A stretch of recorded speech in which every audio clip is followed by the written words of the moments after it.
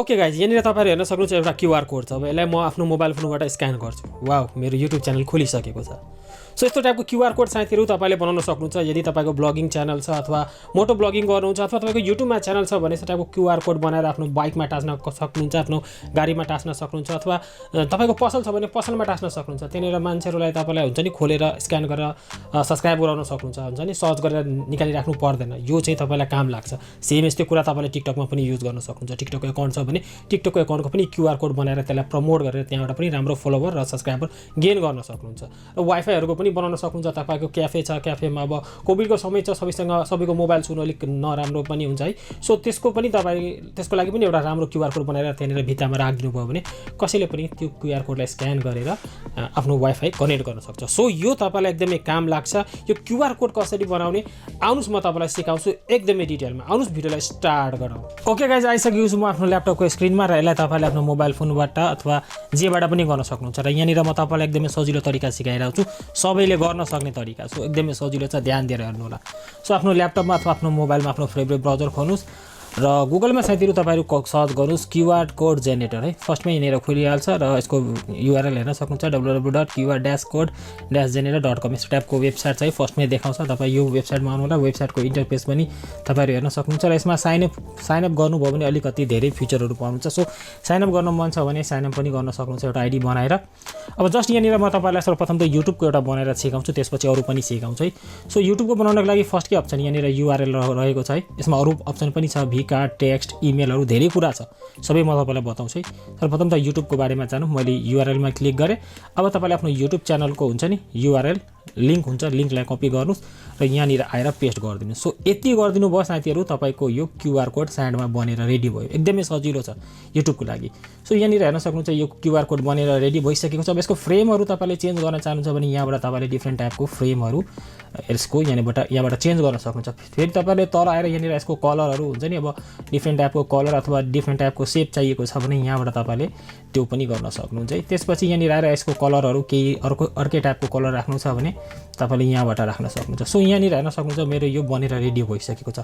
अब यसलाई डाउनलोड गर्नको लागि जस्ट यो डाउनलोडमा क्लिक गर्नुभयो भने तपाईँकोमा यो डाउनलोड भइहाल्छ एकदमै धेरै सजिलो तरिकाले। जस्तै कि तपाईँले यहाँनिर हेर्न सक्नुहुन्छ मेरोमा यो डाउनलोड भइसकेको छ। कुनै बेला अलिकति समय लिन्छ है यो पुरा डाउनलोड हुनमा। सो एकैछिन कुर्नुभयो भने भइहाल्छ है। सो यहाँनिर हेर्नुहोस् हाम्रो यो क्युआर कोड बनेर रेडी भइसकेको छ। अब यसमा माथि तपाईँले लेख्न पनि सक्नुहुन्छ है, my YouTube channel, subscribe me, यताउति केही कुरा लेख्न पनि सक्नुहुन्छ फोटोसपबाट।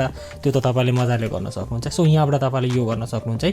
अब साथीहरू हामीहरू वाइफाईको बारेमा जानु है, किनभने प्रायः जसो तपाईँको पसलहरू छ अथवा तपाईँको अफिस छ भने यहाँनिर सबैलाई मोबाइल दिइराख्नु पर्दैन। एक त कोभिडको समय छ, मोबाइल कहाँबाट ल्याएको हुन्छ होइन, त्यसमा अलिकति झन्झटिलो हुन्छ। सो एउटा क्युआर कोड बनाएर तपाईँले राखिदिनु भयो भने क्युआर कोडबाटै उसले स्क्यान गरेर सबै कुरा गर्न सक्छ।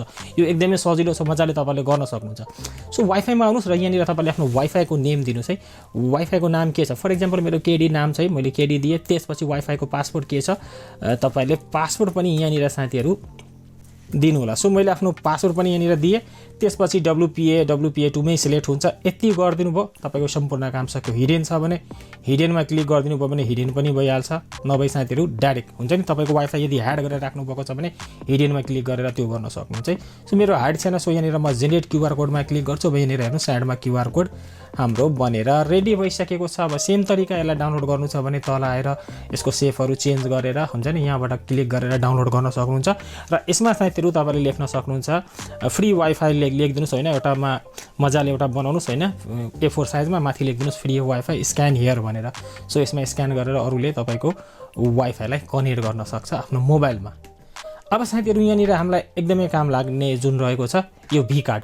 यो भी कार्डबाट साथीहरू तपाईँ के गर्न सक्नुहुन्छ, भिजिटिङ कार्डहरू हुन्छ नि, आजकल त सबै कुरा डिजिटल भइसकेको छ। अब कसले 1000-1500 रुपियाँ खर्च गर्छ भिजिटिङ कार्डको लागि, तपाईँ एउटा क्युआर कोड जेनेरेट गरिहाल्नुहोस्। त्यो क्युआर कोडमा तपाईँको सम्पूर्ण इन्फर्मेसन हुन्छ। कसैले स्क्यान गर्यो भने डाइरेक्ट उसको मोबाइलमा तपाईँको नम्बर सेभ भइदिन्छ। यो चाहिँ तपाईँलाई धेरै नै काम लाग्छ, मैले यसलाई युज गर्ने गरेको छु।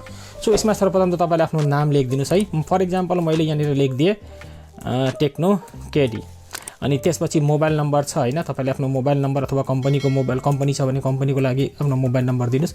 मैले मोबाइल नम्बर दिएँ। फोन नम्बर छ भने फोन नम्बर दिनुहोस्। इमेल आइडी छ भने इमेल आइडी पनि दिनुहोस् है। मैले आफ्नो इमेल आइडी पनि दिइहाल्छु।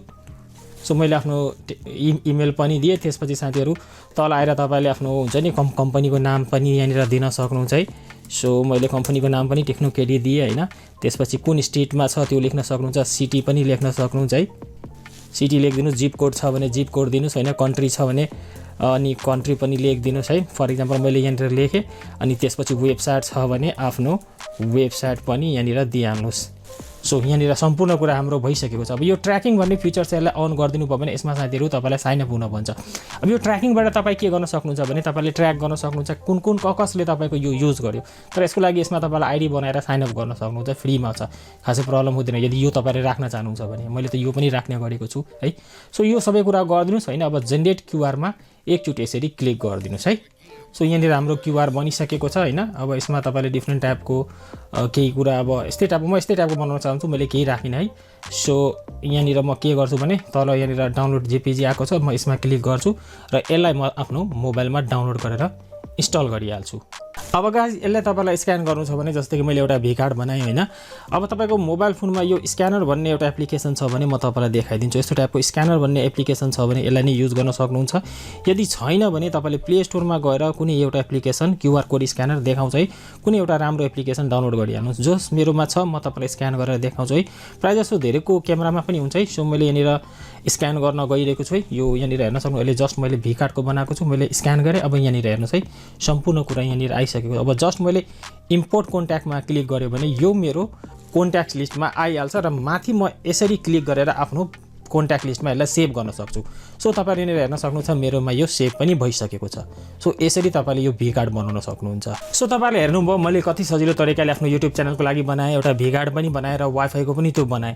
सो यसरी तपाईँले क्युआर कोड जेनेरेट गर्न सक्नुहुन्छ र यसलाई साथीहरू तपाईँले आफ्नो टिकटकको लागि पनि युज गर्न सक्नुहुन्छ। यो जुन युआरएल भन्ने अप्सन छ, यो युआरएल भन्ने अप्सनबाट तपाईँले वेबसाइट, टिकटक जति युआरएल भएको कुराहरू छ टिकटकको आइडी पनि यसमा राख्न सक्नुहुन्छ। जस्ट टिकटकको आइडीलाई सेयरमा गएर कपी गर्नुहोस् र त्यो लिङ्कलाई यहाँनिर पेस्ट गरेर जेनेरेट गरिदिनुहोस्, तपाईँको टिकटकको पनि भइहाल्छ। सो मलाई लाग्छ तपाईँ A to Z कुरा बुझिसक्नु भएको होला। केही बुझ्नु भएको छैन भने तल कमेन्ट गर्नुहोस् र यसमा अरू धेरै अप्सनहरू छ, त्यो अप्सन पनि तपाईँले साइन अप गरेर ट्राई गर्नु होला, तपाईँको लागि अरू पनि काम लाग्न सक्छ है। सो यो भिडियोबाट म यही बिदा माग्छु। जय नेपाल। साइडमा 2वटा काम लाग्ने भिडियोको लिङ्क छ, थोरै समय छ भने चेकआउट गर्नु होला। By by.